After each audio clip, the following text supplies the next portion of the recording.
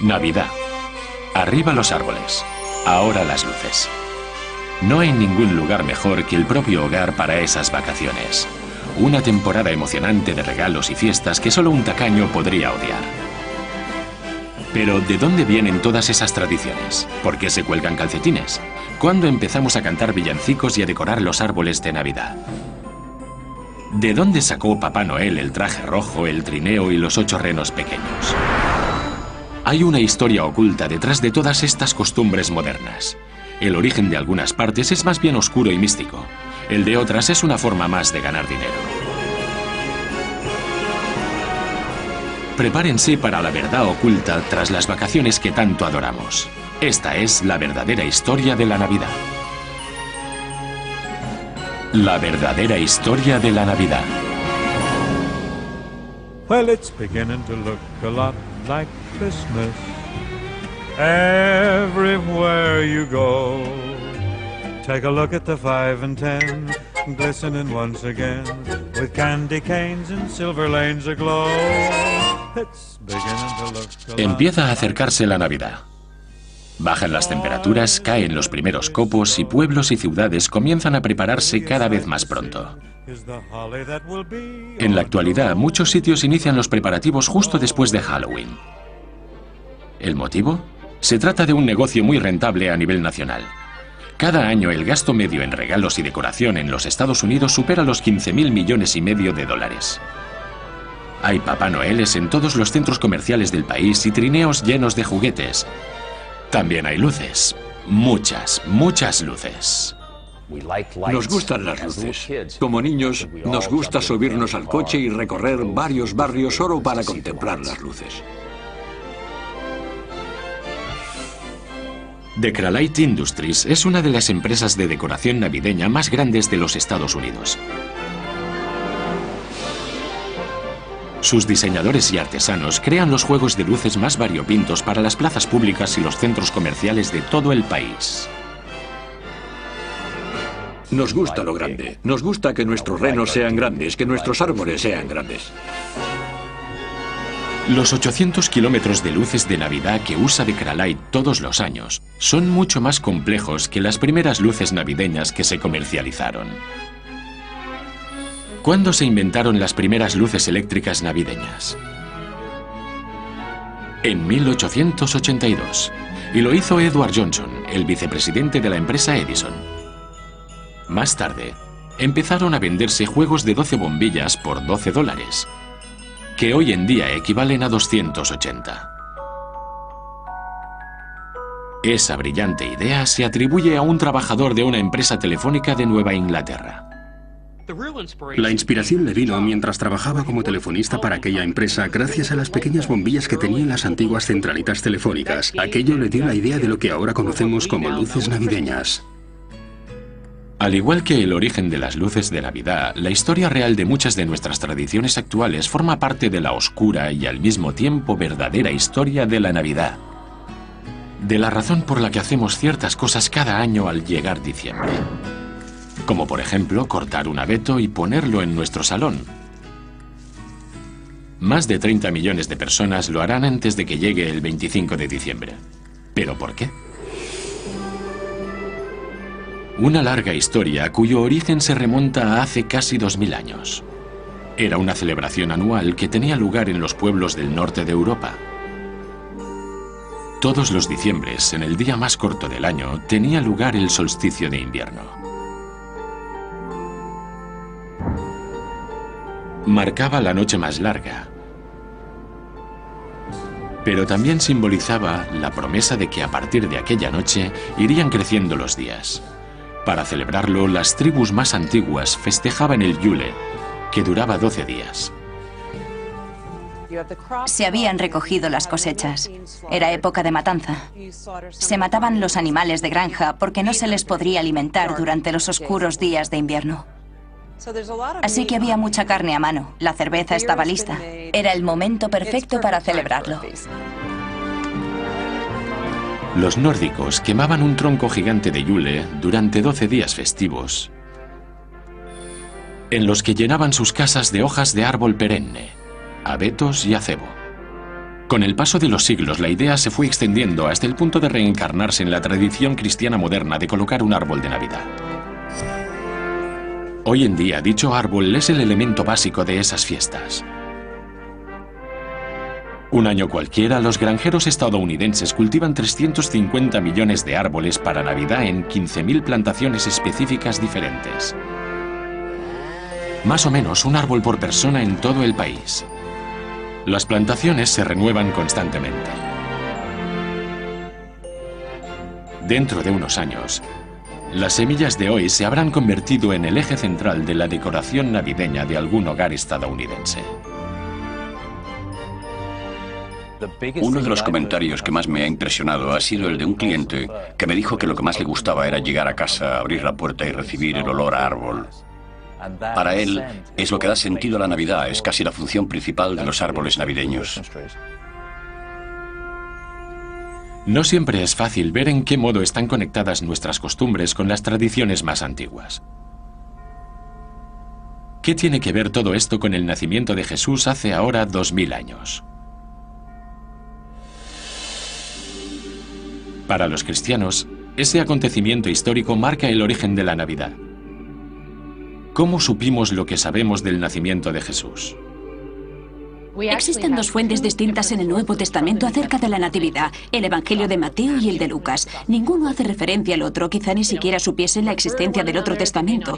Tal vez nunca oyesen hablar del otro evangelista. Y los dos nos dan una versión sobre lo ocurrido tras el nacimiento de Jesús. Y se han juntado ambas versiones hasta configurar la historia completa a la que llamamos Natividad.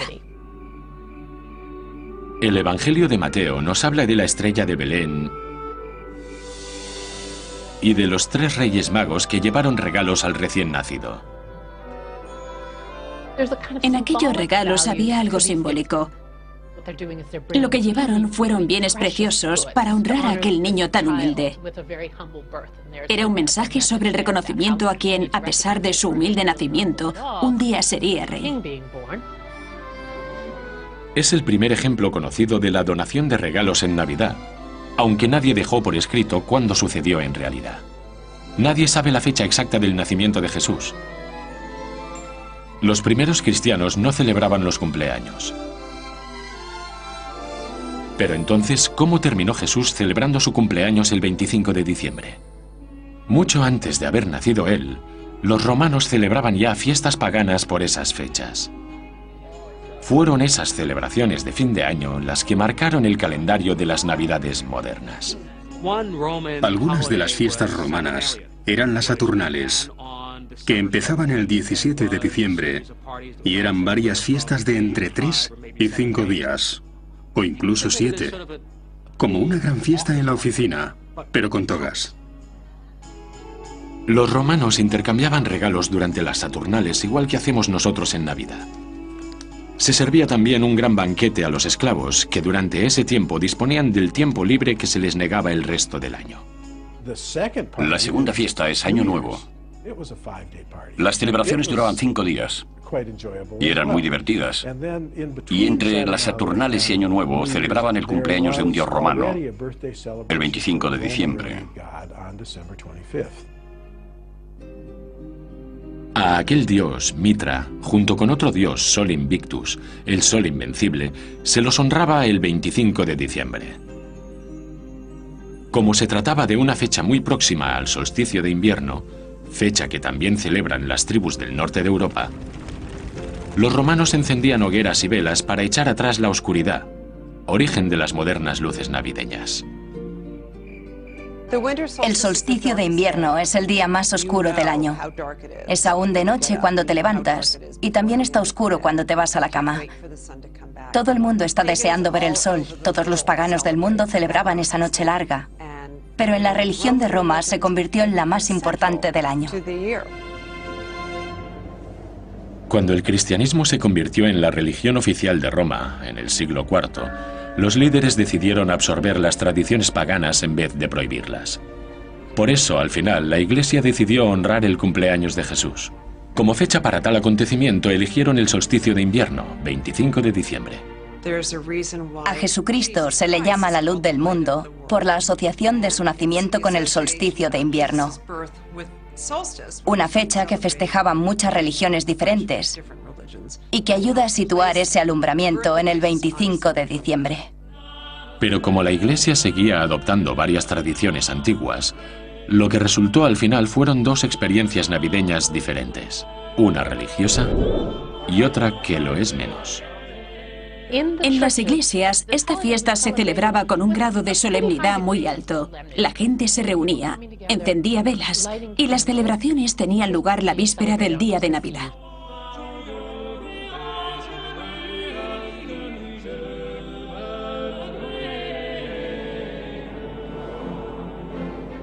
Fuera de las iglesias, en las casas y las plazas, la Navidad era más una fiesta de barrio para divertirse y emborracharse. Al final, esa Navidad ruidosa y profana podría con la más religiosa y obligaría a los reformistas a proponer una prohibición sobre ambas versiones.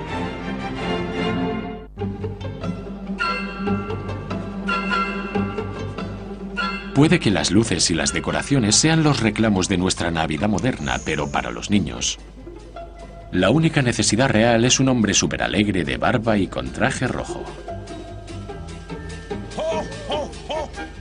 Más de 20 millones de niños estadounidenses visitan a Papá Noel cada Navidad, incluidos varios miles en el poblado de Santa Claus, un parque temático navideño de Nuevo Hampshire.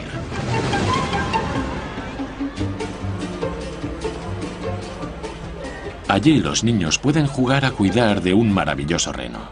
Los machos pesan entre 170 y 180 kilos. Cuando los niños entran en el establo empiezan, no eran conscientes del tamaño que alcanzan estos animales. Les dan galletas, zanahorias, manzanas para comer. Es una experiencia única. Estos renos sí que vuelan, pero solo en Nochebuena. Los juerguistas de antaño no reconocerían la Navidad de hoy en día. Y si pensáis en las vacaciones de hace siglos como un tiempo idílico de paz, estáis muy equivocados. Las Navidades eran más terrenales, incontroladas y divertidas. En la Alta Edad Media, entre 1400 y 1500, la Navidad estaba en auge. Los reyes hablaban de ella y de los grandes banquetes navideños. El intercambio de regalos estaba ya muy extendido y la decoración de luces y troncos de Yule iba ganando popularidad. Pero Navidad era también un día solemne para estar rezando en la iglesia. Ambas Navidades, la religiosa y la seglar, contaban con una música diferente, igual que en la actualidad.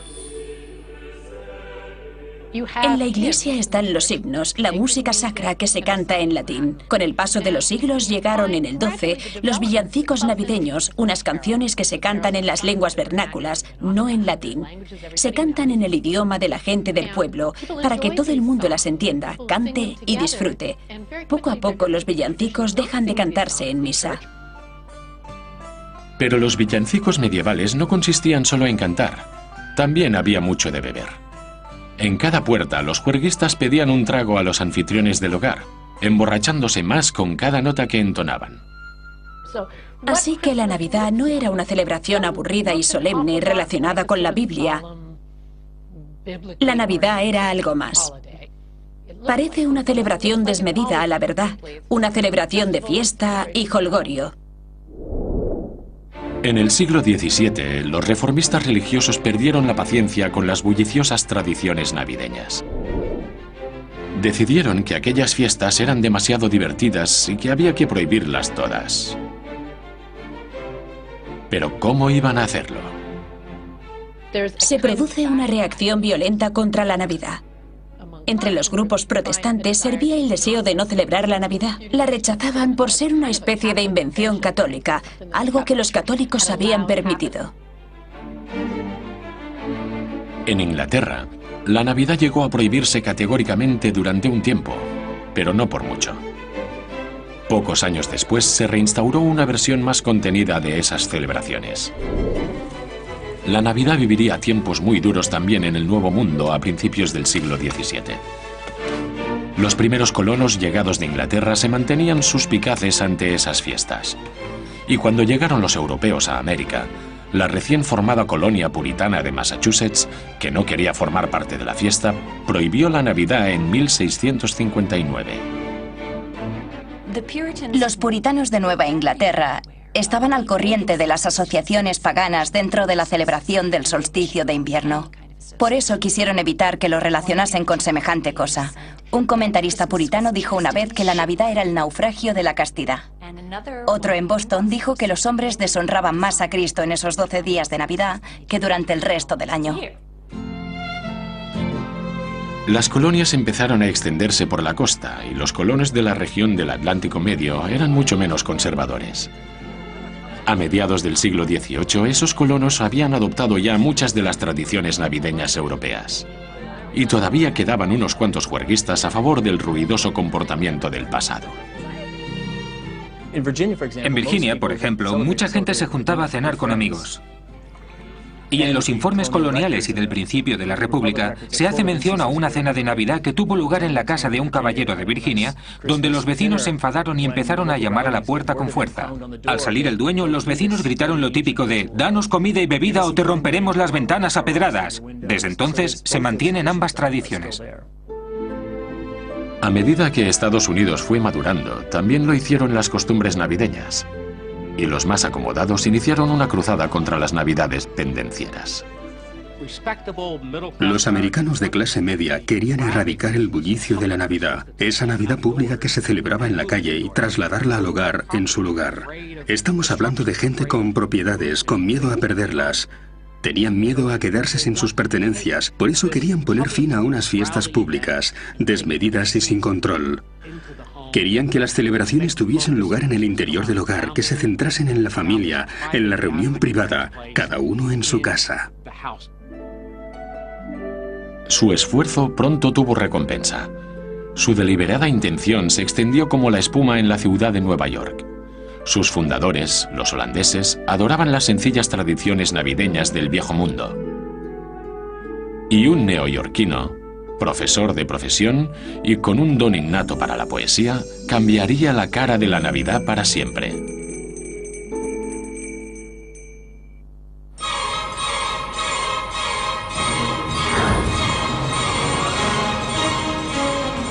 Nueva York, la Gran Manzana, la ciudad que nunca duerme, lugar de origen de la Navidad.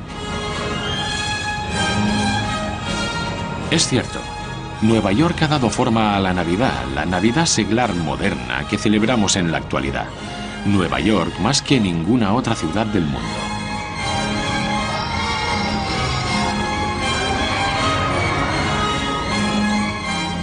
Y lo cierto es que es fruto del esfuerzo de dos neoyorquinos que vivieron aquí en el siglo XIX. Ellos reinventaron las tradiciones navideñas del viejo mundo para crear la fiesta estadounidense moderna. Ellos ayudaron a moldear la imagen del feliz San Nicolás. El Nueva York que ellos conocían era la gran metrópolis estadounidense, una ciudad que seguía el ritmo de la revolución industrial que estaba transformando el país a pasos agigantados. Nueva York en el siglo XIX era una ciudad de cambios. La población aumentaba como la espuma y la industria estaba en auge. Fueron los grandes almacenes que estaban naciendo los que facilitaron la comercialización de la Navidad. Pero no solo era una ciudad de cambios, también era una ciudad de ideas.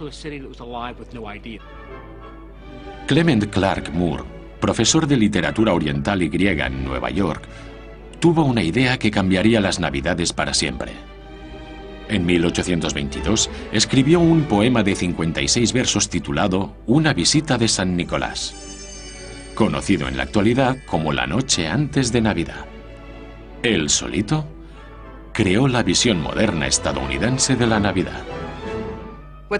Lo más interesante del poema de Clement Moore es que extrae varias tradiciones de principios del siglo XIX y las junta, además de añadir otras tradiciones suyas propias, las fantasías del propio Clement. Su poema convierte un momento pionero, un hito, en lo que ahora celebramos como Navidad. El eje central del poema era Papá Noel, tal y como lo conocemos hoy en día. ¿En qué se inspiró? En dos figuras navideñas legendarias del viejo mundo. Una de ellas, San Nicolás, un obispo del siglo IV que pasó a la historia por dar regalos a los niños y dejárselos dentro de calcetines. La otra figura legendaria en que se inspiró fue Sinterklaas, la versión holandesa de San Nicolás. Sinterklaas había surgido como Odín, el pagano de Yule, que surcaba los cielos a lomo de un caballo de 8 patas. Antes de mediados del siglo XIX, Santa Claus o Papá Noel era un ser de diferentes formas y tamaños. Él llegaba en barco, a caballo, en trineo. Todas esas diferencias concluyeron hasta unificarse en Estados Unidos, sobre todo en Nueva York.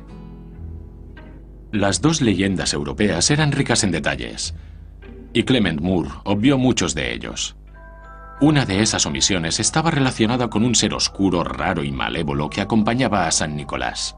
Al parecer, ese ser malvado castigaba a aquellos niños que se portaban mal, o peor. En el norte de Europa había una especie de figura malvada que acompañaba a San Nicolás. Tenía cuernos, una lengua larga y roja, estaba cubierto de pelo y tenía cola y pezuñas. Aparecía justo después de San Nicolás y su presencia no auguraba nada bueno.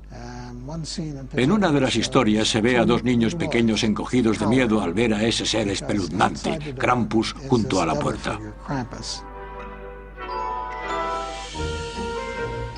Pero el Papá Noel de Clement Clarke Moore solo representaba lo bueno. Es más, añadió a su personaje varias características extra. Vestía piel estadounidense, le dio una pipa y lo describió no como un sacerdote, sino como un elfo feliz con hoyuelos y un brillo especial en los ojos. Con él llevaba un saco lleno de juguetes para los niños. Clement hizo que se desplazara en trineo por los cielos, pero no tirado por un caballo, sino por 8 renos. Todos los renos tenían nombre. Ahora brioso, ahora bailarín, ahora acróbata y juguetón. Vamos, cometa y cupido, también trueno y relámpago. El poema de Clement cautivó a los americanos del siglo XIX. Originó una Navidad nueva, ni ruidosa ni religiosa, una Navidad centrada en el hogar y la familia. En las décadas que vinieron a continuación, los artistas fueron extendiendo el concepto de Clement y sería esta visión la que perduraría en el tiempo. Uno de los aspectos más interesantes del poema fue que las editoriales cambiaron el último verso. En la versión original de Clement Moore decía: Buena Navidad a todos, y a todos buenas noches. Pero la mayoría de los libros cambiaron buena por feliz.